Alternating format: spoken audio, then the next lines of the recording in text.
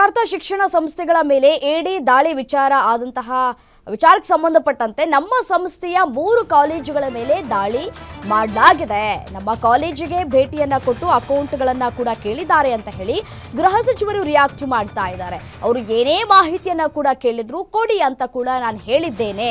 ಈ ವರ್ಷದ ಆಡಿಟ್ ವಿವರ ಕೊಡಿ ಅಂತ ಕೂಡ ಹೇಳಿದ್ದೇನೆ. ಎಡಿ ದಾಳಿ ವಿಚಾರಕ್ಕೆ ಸಂಬಂಧಪಟ್ಟಂತೆ ಗೃಹ ಸಚಿವ ಡಾಕ್ಟರ್ ಜಿ ಪರಮೇಶ್ವರ್ ಅವರು ಹೇಳಿಕೆಯನ್ನ ಕೂಡ ಕೊಟ್ಟಿರುವಂತದ್ದು. ಇವತ್ತು ಕೂಡ ಪರಿಶೀಲನೆಗಳು ಕೂಡ ಮುಂದುವರೆದಿದೆ. ಅವರ ಉದ್ದೇಶ ನಮಗೆ ಗೊತ್ತಿಲ್ಲ, ಯಾವುದಕ್ಕಾಗಿ ರೇಡ್ ಆಗಿದೆ ಅನ್ನೋದು ಗೊತ್ತಿಲ್ಲ, ಇಡಿ ಯಾವುದಕ್ಕೆ ಎಂಟ್ರಿ ಕೊಟ್ಟಿದೆ ಅನ್ನೋದು ಗೊತ್ತಿಲ್ಲ. ನಾವು ಎಲ್ಲಾ ರೀತಿಯ ಸಹಕಾರವನ್ನ ಕೂಡ ಕೊಟ್ಟಿದ್ದೇವೆ ಅಂತ ಕೂಡ ಹೇಳಿದ್ದಾರೆ. ಎಡಿ ಅವರು ಏನ್ ಬೇಕಾದ್ರೂ ಪರಿಶೀಲನೆಯನ್ನ ಕೂಡ ಈ ಸಂದರ್ಭದಲ್ಲಿ ಮಾಡಬಹುದು. ಅದರಲ್ಲಿ ಮುಚ್ಚಿಡುವಂತಹದ್ದು ಏನೂ ಇಲ್ಲ.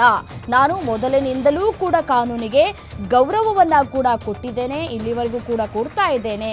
ನಾನು ಕಾನೂನಿಗೆ ಗೌರವವನ್ನ ಕೊಡುವವನು ಅಂತ ಮಾತುಗಳನ್ನ ಕೂಡ ಹೇಳಿದ್ದಾರೆ. ಎಡಿ ದಾಳಿ ವಿಚಾರಕ್ಕೆ ಸಂಬಂಧಪಟ್ಟಂತೆ ಗೃಹ ಸಚಿವ ಡಾಕ್ಟರ್ ಜಿ ಪರಮೇಶ್ವರ್ ಅವರು ಹೇಳಿಕೆಯನ್ನ ಕೂಡ ಕೊಟ್ಟಿರುವಂಥದ್ದು. ನಿನ್ನೆ ನೋಡಿ, ಗೃಹ ಸಚಿವರ ಒಡೆತನಕ್ಕೆ ಸೇರಿದಂತಹ ಸಿದ್ಧಾರ್ಥ ಕಾಲೇಜ್ ಅಲ್ಲಿ ರೇಡ್ ಆಯಿತು. ನಿನ್ನೆ ಬೆಳಗ್ಗೆ ಒಂದು 8:30 ಸುಮಾರಿಗೆ ರೇಡ್ ಆಗಿರುವಂಥದ್ದು. ಅಲ್ಲಿಂದ ಇಲ್ಲಿವರೆಗೂ ಕೂಡ ಇಡಿ ಅಧಿಕಾರಿಗಳು ದಾಳಿಯನ್ನ ನಡೆಸಿ ಒಂದಷ್ಟು ಮಾಹಿತಿಯನ್ನ ಕೂಡ ಕಲೆ ಹಾಕ್ತಾ ಇದ್ದಾರೆ. ಒಂದಷ್ಟು ಆರೋಪಗಳು ಕೂಡ ಕೇಳಿ ಬಂದಿತ್ತು.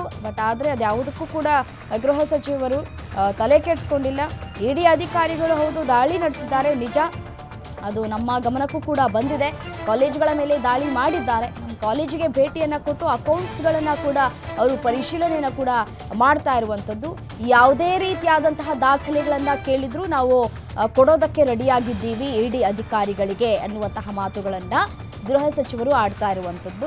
ಈ ಒಂದು ದಾಳಿ ಯಾವ ಉದ್ದೇಶಕ್ಕಾಗಿದೆ ಅನ್ನೋದು ಗೊತ್ತಿಲ್ಲ, ಆದರೆ ಪರಿಶೀಲನೆಗಳಾಗ್ತಾ ಇದೆ, ಅದಕ್ಕೆ ನಾವು ಪ್ರೋತ್ಸಾಹವನ್ನು ಕೂಡ ಕೊಡ್ತಾ ಇದ್ದೀವಿ ಅನ್ನುವಂತಹ ಮಾತುಗಳನ್ನು ಡಾಕ್ಟರ್ ಜಿ ಪರಮೇಶ್ವರ್ ಅವರು ಹೇಳ್ತಾ ಇರುವಂಥದ್ದು. ಹೌದು, ಒಂದಷ್ಟು ಆರೋಪಗಳು ಕೂಡ ಕೇಳಿಬರುತ್ತೆ. ಒಬ್ಬರು ಬೆಳೀತಾ ಇದ್ದಾರೆ ಅಂತಹ ಸಂದರ್ಭದಲ್ಲಿ ಆರೋಪಗಳು ಕೇಳಿಬರೋದು ಸಹಜ. ಮೆಡಿಕಲ್ ಕಾಲೇಜ್ ಆಗಿರುವಂತಹ ಹಿನ್ನೆಲೆಯಲ್ಲಿ ಇನ್ನೇನು ಕಾಲೇಜ್ಗಳು ಕೂಡ ಆರಂಭ ಆಗ್ಲಿಕ್ಕಿವೆ. ಬೇಸಿಗೆ ರಜಾ ಮುಗಿತಾ ಇದೆ, ಆರಂಭ ಆಗಲಿಕ್ಕೆ ಒಂದಷ್ಟು ಯಾರು ಆಗದೇ ಇರೋರು ಕೂಡ ಆರೋಪವನ್ನು ಕೂಡ ಮಾಡಿರಬಹುದು. ಇಡಿ ಅಧಿಕಾರಿಗಳು ದಾಖಲೆಗಳನ್ನು ಪರಿಶೀಲನೆ ಮಾಡೋದಕ್ಕೆ ಅಂತಲೇ ಈಗ ದಾಳಿ ಮಾಡಿದ್ದಾರೆ ಅಂತ ಕೂಡ ಹೇಳಲಾಗ್ತಾ ಇರುವಂಥದ್ದು. ನಿನ್ನೆಯಿಂದಲೂ ಕೂಡ ಇಡಿ ಅಧಿಕಾರಿಗಳು ದಾಳಿಯನ್ನು ಮುಂದುವರಿಸಿದ್ದಾರೆ. ಅವ್ರು ಏನೇ ಮಾಹಿತಿಯನ್ನು ಕೂಡ ಕೇಳಿದ್ರು ಅದಕ್ಕೆ ಕೊಡೋದಕ್ಕೆ ನಾವು ಸಿದ್ಧವಾಗಿದ್ದೇವೆ ಅಂತ ಹೇಳಿ ಬೆಂಗಳೂರಿನಲ್ಲಿ ಗೃಹ ಸಚಿವರು ರಿಯಾಕ್ಟ್ ಮಾಡಿದ್ದಾರೆ.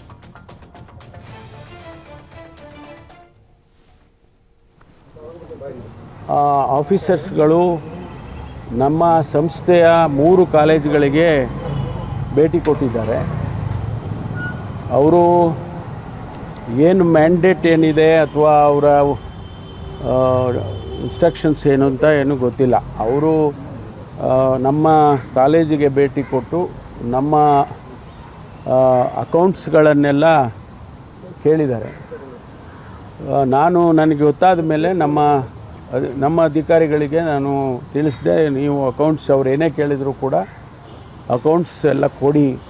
ಅವರು ಏನು ಅಕೌಂಟ್ಸ್ ಕೇಳ್ತಾರೆ, ಎಷ್ಟು ವರ್ಷದ ಕೇಳ್ತಾರೆ, ಆಡಿಟೆಡ್ಡು ಅಥವಾ ಈ ವರ್ಷದ್ದಿನ್ನೂ ಆಡಿಟ್ ಆಗಿರೋದಿಲ್ಲ, ಮೊದಲಿನ ವರ್ಷಗಳದ್ದೆಲ್ಲ ಆಡಿಟ್ ಆಗಿರೋದು, ಅವ್ರು ಎಷ್ಟು ವರ್ಷದ ಕೇಳ್ತಾರೋ ಎಲ್ಲ ಕೊಡಿ ಅಂತ ಹೇಳಿದೆ. ಅವರು ಅದನ್ನೆಲ್ಲ ಪರಿಶೀಲನೆ ಮಾಡಿಕೊಂಡಿದ್ದಾರೆ. ಇವತ್ತು ಕೂಡ ಮುಂದುವರೆದಿದೆ, ಅವರು ವೆರಿಫಿಕೇಷನ್ಸು ಎಲ್ಲ ಮುಂದುವರೆದಿದೆ. ಅದು ಉದ್ದೇಶ ನಮಗೆ ಗೊತ್ತಿಲ್ಲ.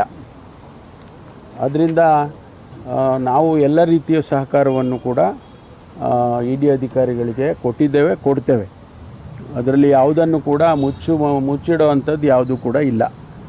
ಇದು ಒಂದು. ಎರಡನೇದು, ನಾನು ಮೊದಲಿನಿಂದನೂ ಕೂಡ ಕಾನೂನಿಗೆ ಗೌರವ ಕೊಟ್ಟುಕೊಂಡು ಬಂದಿರೋನು. ಕಾನೂನಿಗೆ, ಈ ದೇಶದ ಕಾನೂನು ಎಲ್ಲರಿಗೂ ಒಂದೇ ಕಾನೂನು, ಬೇರೆ ಬೇರೆಯವರಿಗೆ ಬೇರೆ ಬೇರೆ ಕಾನೂನಿಲ್ಲ. ದೊಡ್ಡವ್ರಿಗೂ